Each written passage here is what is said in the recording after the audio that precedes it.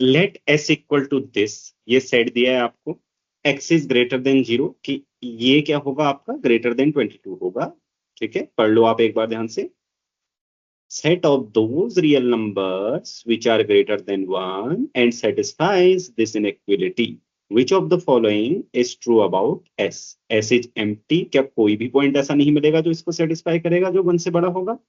There is a bijection between S and N, क्या इतने point होंगे जो मतलब काउंटेबल होंगे, है ना, मतलब काउंटेबली मैनी पॉइंट से इसको सेटिस्फाई करेंगे। बोला कि फिर इतने होंगे कि जितने रियल नंबर्स में होते हैं, यानी कि अनकाउंटेबल पॉइंट्स, केवल अनकाउंटेबल नहीं है, उतने अनकाउंटेबल जितने रियल नंबर, मतलब रियल नंबर की कार्डिनलिटी के इक्वल। ध्यान से पढ़ना। There is a bijection between S and a non empty finite set. सबसे पहले आप क्या देखें कि कैसे इसको करेंगे, क्या एस एम्प्टी हो सकता है, पहला ऑप्शन। मैं एग्जाम की दृष्टि से बता रहा हूं, फिर मैं इसको प्रूव करूंगा, डोंट वरी। अगर कैसे सॉल्व करना है आपको क्विकली ना, एग्जाम में भी तो आपको सिखाना है। एग्जाम में ये क्वेश्चन आता है तो एस इज एम्प्टी, सबसे पहले बोला है, तो आप इस क्वेश्चन, क्या कोई एक से बड़ा नंबर होगा जो इसको सेटिस्फाई करेगा, ऐसे आपको देखना है। ठीक है, तो देखो सबसे पहले आप अगर थोड़ा सा बुद्धि लगा सकते हो तो इसमें आप लार्ज नंबर पुट करोगे ना, तो ये वाला x⁴ is greater than x³, right, है ना। तो सोचना ध्यान से कि आप बड़ा बड़ा पुट करते चले जाओगे तो x⁴ ज्यादा पड़ेगा, मतलब लार्ज होता है। आपको पता है x³ से डिवाइड करो और इसकी लिमिट देखो, एक्सटेंडिंग टू इन्फिनिटी पे, आपको पता है कि इन्फिनिटी आती है, मतलब बढ़ता चला जाता है, जल्दी इंक्रीज होती है, राइट। आप किसी जैसे x³ करो किसी पॉइंट का और फिर स्क्वायर करो, देखते जाओ, 2 का क्यूब करो, 2 का स्क्वायर करो, 3 का क्यूब करो, 3, सॉरी क्यूब नहीं, 4 पावर, हाँ, 3 का क्यूब करो, 3 की पावर 4 करो, 5 का क्यूब करो, 5 की पावर 4 करो, तो आप देखो कि बहुत ही ज्यादा डिफरेंस आ रहा है।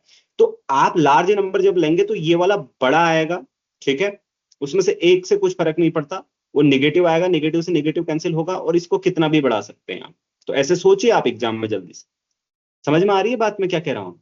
जैसे आपने बहुत बड़ा नंबर पुट किया तो x⁴ की, फिर उसमें से 1 हटाया, तो चलो नीचे भी माइनस ही आना है, तो माइनस से माइनस कैंसिल होगा, नीचे x⁴ की उससे उसको डिवाइड करोगे तो कितना ही बड़ा ला सकते हो, तो ये एस एम्प्टी नहीं है। ठीक है, एग्जाम की अप्रोच। अब दूसरा सोचो, उसने बोला है कि काउंटेबली मैनी पॉइंट्स होंगे, इसको और इसको जल्दी से गलत करो। क्यों, कोई बता सकता है? क्योंकि देख, अगर, हाँ बोलो बोलो, राइट, नेबरहुड गुड, प्रॉपर्टी। हाँ नेबरहुड नेबरहुड। प्रॉपर्टी। देखो, शाबाश। तो देखो, एफ आपका 1 इंफिनिटी से आर में कंटिन्यूअस फंक्शन है। अब एफ क्या माना है मैंने, आप खुद ही समझ लें, continuous. F x equal to 1 को हटा दो, हाँ 1 की आवश्यकता भी नहीं है वैसे, हमें चाहिए नहीं, 1 - x⁴ 1 - x³।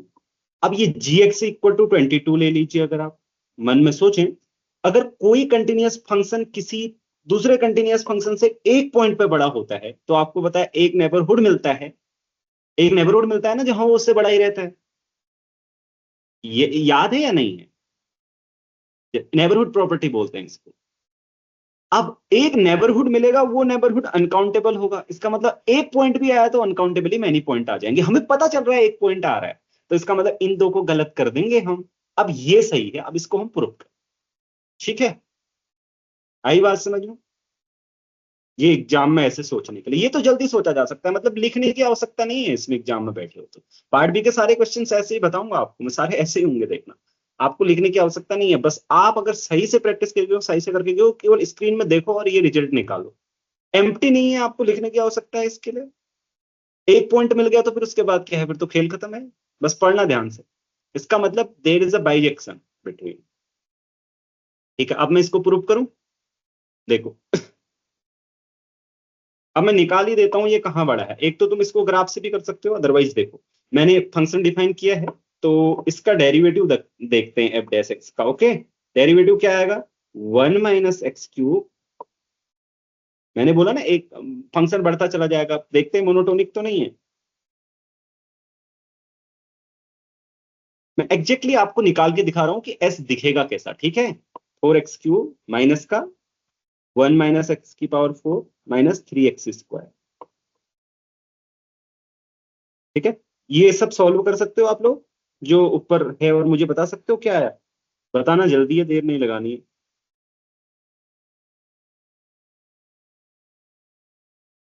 Sir x raise to power 6 minus 4x³ वैसे हमने एक प्लस गलती की, डिफरेंशिएट करते वक्त ना ऐसा कर लेना चाहिए था, इनसे माइनसों से पाला नहीं पड़ता फिर डिफरेंशिएट करते, है ना, कैलकुलेशन सरल हो जाती। तुम कर लेना करते वक्त, ठीक है।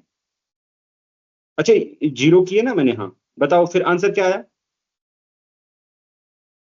x रेज टू पावर 6 एक ही आ रही है, x raise to the minus, power. नहीं, x raise to power 6 minus 4x³ plus 3x²। Plus 3x, okay, over 1 minus x plus cube का होल 3x²। प्लस 3x² है ये वाला। Yes sir, yes sir. ठीक है, ठीक।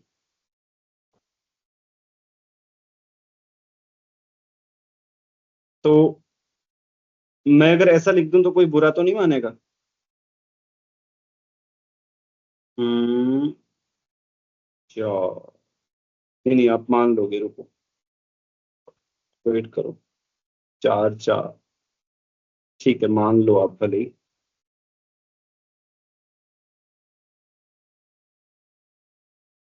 मानोगे बुरा?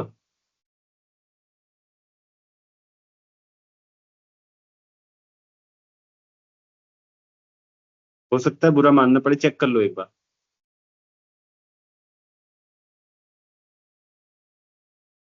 इज इट करेक्ट, या उससे आगे एक पॉइंट मिलेगा कहीं ना कहीं से, तो ये मोनोटोनिकली इंक्रीजिंग हो जाएगा। इसको थोड़ा सा ऐसे कर सकते हो तुम, x cube minus 4 plus x², right, 3x²। तो मेरा कहना है कि जैसे 1 पुट किया हो तो 1 से आगे तो कुछ दिक्कत नहीं करेगा। हाँ, x³ मैंने ले लिया ना, 1 से आगे तो ये निगेटिव नहीं आएगा, ये मैं बोल रहा हूँ। ओके चलो ठीक है, इतना काफी है मेरे लिए।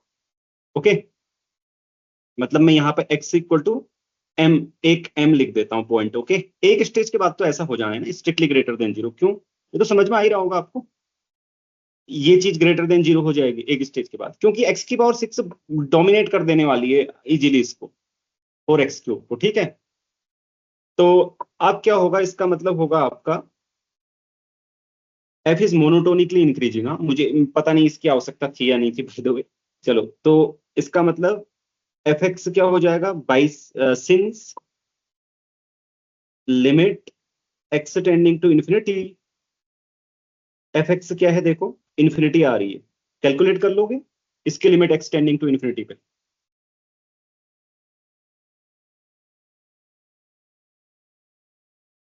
ओके सी, तो इसलिए एस इक्वल टू,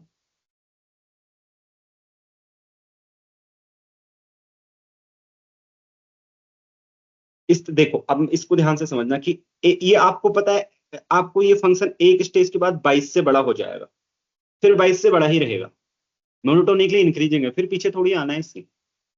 एक बार ये 22 से बड़ा हुआ तो 22 से बड़ा ही हो जाएगा इस इंटरवल में। बस एक होमवर्क मैं आपको छोटा सा दे रहा हूं, वो होमवर्क क्या दे रहा हूं कि क्या ये m1 ही होगा, मतलब जैसे ये होगा क्या ये इंटरवल, इतना आप कर लेना।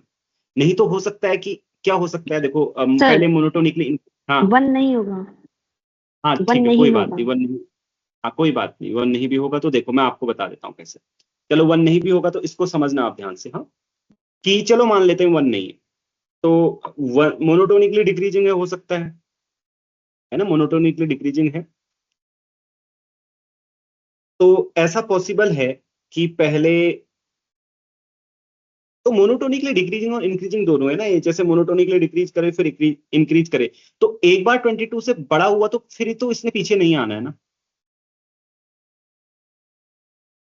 या ऐसे हो सकता है, आप मन में सोचो, मतलब ये कैलकुलेशन आप करना कि एक बार ये 22 से बड़ा हुआ फिर मोनोटोनिकली इंक्रीज भी डिक्रीज भी कर रहा है, ठीक है, जैसे 22 से इसने क्रॉस किया इसका ग्राफ, जैसे फॉर एग्जांपल ये मान लीजिए ये इसका ग्राफ है, और 22 को यहाँ इस 22 फंक्शन है, ओके, एक बार इसने क्रॉस किया, ठीक है, जितनी बार में इंक्रीजिंग था, ठीक है, मान लो कि ये डिक्रीज हुआ, ठीक है, तो कुछ इंटरवल में नहीं करेगा, जैसे कुछ इंटरवल में करेगा फिर नहीं किया, तो उसके बाद एक स्टेज के बाद इंक्रीज होने के बाद फिर इंक्रीज ही होगा, फिर यूनियन सम इंटरवल आ जाएगा, यानी कि ये इंटरवल आएगा ओवर, इंटरवल यूनियन इंटरवल, ठीक है, या फिर एक ही इंटरवल आएगा। अब बाकी की कैलकुलेशन आप कर लेंगे, मुझे सिर्फ ये समझाना है कि क्यों होगा। तो ये इसकी फॉर्म आएगी कुछ ऐसी, ए यूनियन बी टाइप की, ठीक है, ये कुछ इस तरीके का इंटरवल आएगा, या हो सकता है कि ओपन भी आए क्लोज भी आए, ठीक है, ओपन आएगा तो तुम, क्लोज आएगा तो यहां मिला देना उसको, ठीक है, मतलब जो पॉइंट एम को, तो इस तरीके का आएगा ये। इसको एम नहीं बल्कि ए लिखता हूं मैं, ठीक। तो और ये भी इक्विवेलेंट टू आर है और ये भी इक्विवेलेंट टू आर है, तो आपको पता है दो ये इक्विवेलेंट टू आर हो जाएगा, right, right, this is equivalent to R ना, और ये भी इंटरवल होगा तो इक्विवेलेंट टू आर होगा, तो दोनों का यूनियन भी equivalent to R, continuum plus continuum is continuum, so we are done. तो इस तरीके से होगा। अब ये वगैरह वगैरह तुम ये ग्राफ और आप खींच के देख कर लेंगे, तो एग्जाम में बहुत ही आसानी से सॉल्व किया जा सकता था, ठीक है जी, चलिए।